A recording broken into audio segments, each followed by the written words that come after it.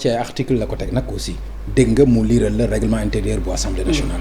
vraiment bu fekkente ni ci ni mu ko waxee noonu la mbir mi demee li fa xew ñaaw na te lu ñu war a mën a condamner la ndax jàppaloo ni li mu la wax am na est-ce que article bi xamoon nga ni lii la wax. fi mu njëkk a juume.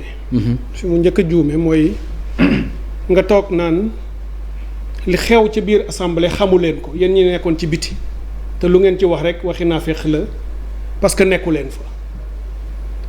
loolu dafay wane ni day delloo si li ma waxoon li ma wax yépp bari na waaye day dellu si rek au même point mooy du am solo parce que Macky moo doon wax 2012 laata muy ñëw au pouvoir avant élection yi ni lii tax Sénégal changé mooy àddina moo changé ak citoyenneté bu bees doxalin bu bees politique bu bees citoyens yi exigeant di laaj seeni njiit ñu leen di rendre compte mu teg ci ni kenn dootul nëbb ci gouvernance yor réew di laqatu di ngunum yi di def say mbir te kenn du ci xam dara dafay jeex.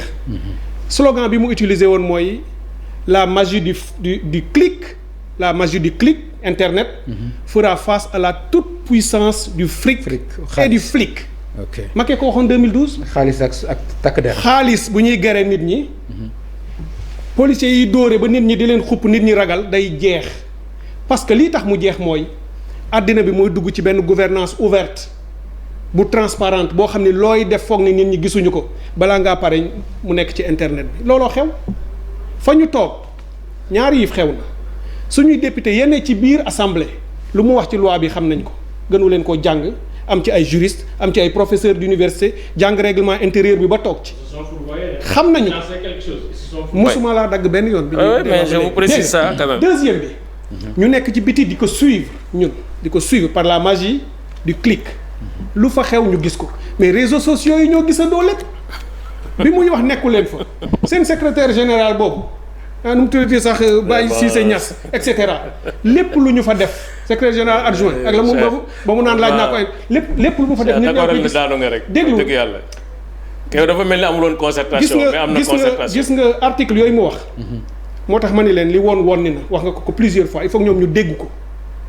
il faut que ñu dégg ko parce que li xew keroog bi ñuy dem assemblée. kenn bëggul woon mu xew vous êtes en train de justifier ce qui s'est passé à l'Assemblée nationale. li xew sénégalais yi doon seetaan. non est-ce que sérieusement vous êtes en train de justifier ce qui s'est passé à l'Assemblée nationale. non je veux comprendre. su ma paree pour moi parce que man dama amoon benn estime ci yow. moi je n'ai rien à justifier. non est-ce que vous êtes en train de justifier ça. non bu ñu du personne. ay estime yooyu yëpp ça n'a rien à voir. vous devez condamner ça. laisse-moi finir. li may condamné bu ma ko waree condamné rek dinaa ko condamné. El Hadj Omar Youm dégg nga.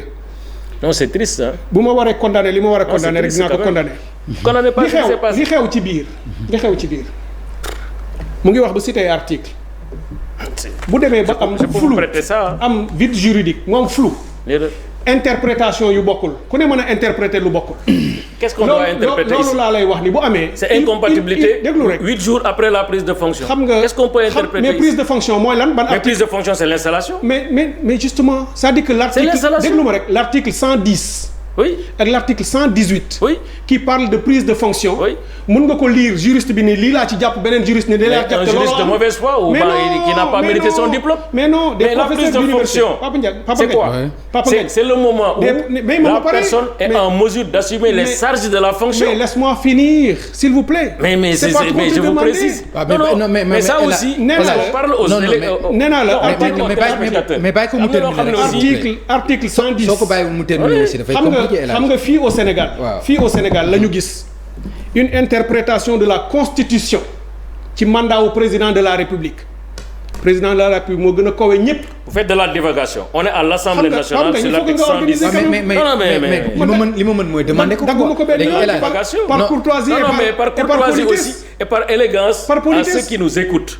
je pense que quand même. xam nga li may wax du yow yaa ma koy wax loo. voilà non mais fexe ba wax loo ma je suis obligé pour l'auditoire. mais bàyyi ko mu terminer après bu terminer. non c'est pas une souffrance. dana wax 10 minutes du ma ko dagg par politesse. parce que c'est comme ça que man débat intellectuel laa bëgg ñu am ko. mais c'est pas un débat intellectuel. quand tu es dans un pays boo xam ni la constitution la loi suprême mu wax sur le mandat d'un président de la République ndax dañ koy wàññi wala duñu ko wàññi une partie de l'élite intellectuelle juriste de l'université ci la ñuy former suñu ay juristes ñu wax lii ni président mandat bii nangam mën nañ ko wàññi une autre partie dit le contraire ñu tranché li faveur au président de la république ana équilibre juridique foofu ana ñu naan article bi leer na ban article moo leer bu constitution leerul ou fii au Sénégal ba ñu koy interpréter ñoom ñu nekk au pouvoir dans le sens bi leen arrangé rawatina assemblée nationale on a des juristes yu interprété article 110 et 118 qui parlent d'entrée en fonction mais entrée en fonction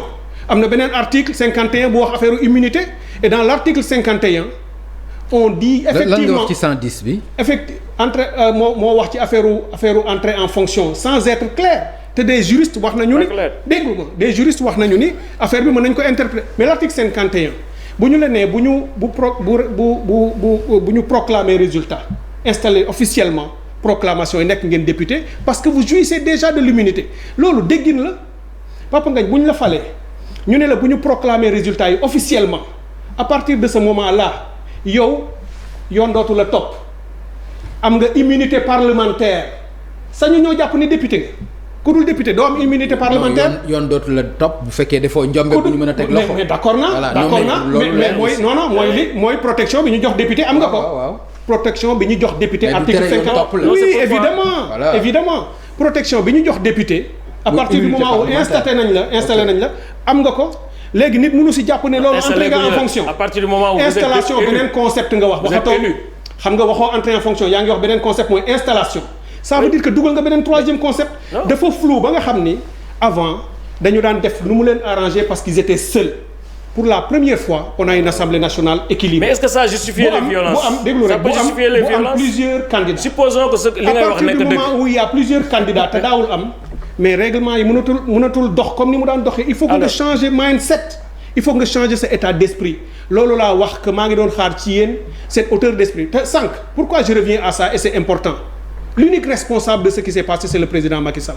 vous vous rendez compte parce que bu fekkoonte ni moom jàng na loolu nii le peuple sénégalais lui a imposé l'équilibre mu ne comme am na équilibre kat naa def séparation des pouvoirs man naa fexe ba mu woo la El Hadj Omar Youm moom laa la wax sànq déglu woo ma mu ne la defal une interprétation favorable gentleman transparente ba lépp yomb ñu jàll mais bu ñu toogee suñuy député ñëw ci assemblée nationale boo xam ne kenn ci ñoom di madame Aminata Touré jàpp na ni moom moo war a doon li mu war a doon mu ñëw ba séance tenante ñoom ñu def la ñu war a def ñun ñu teg ci ba dañ naan ñii ils sont capables de tout xam nga rupture de confiance bu amee rek mënatu leen wax lu nit dégg loolu nag laa lay wax bu ñu bëggee jàngat ba lii dootu fi am nañu leen fexe ñu waxtaane ko mooy la gouvernance partagée. d'accord dootu leen def loolu yaa ngi ciy insister tout le temps. beneen bi may daaneel wax na ba wax la délinquance de rue lu ma bàyyi xel la bi muy wax que moom la ñu daan def du baat bu rafet